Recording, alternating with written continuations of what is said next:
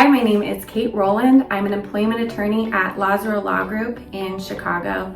I'm here to talk about negotiating like a woman.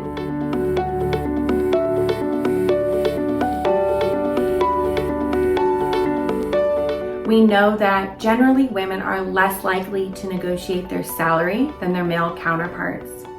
So I want to give you some tactics that you can use to negotiate the salary that you're worth. These are tactics that I myself have used and that my female clients have used successfully.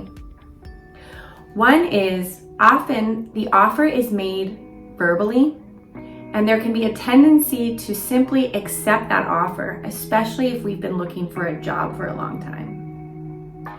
So to prevent potentially accepting that offer without negotiating the items that are important to you, simply ask your employer to put the offer in writing and to give you a few days to consider it.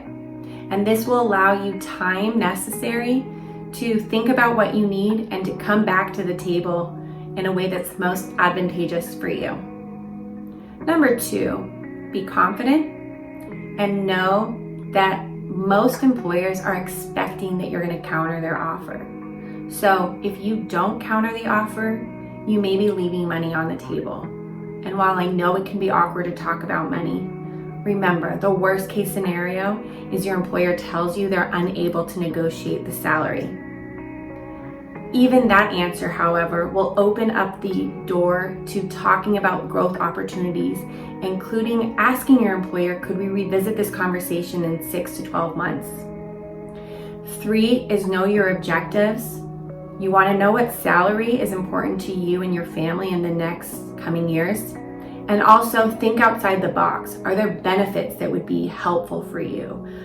There are items like IVF coverage in health plans or childcare coverage, items that are very expensive that women often bear the brunt of paying. And these are items that could be paid by an employer that is not necessarily part of the salary package, but can be negotiated in tandem with it. Number 4 is know what you're signing.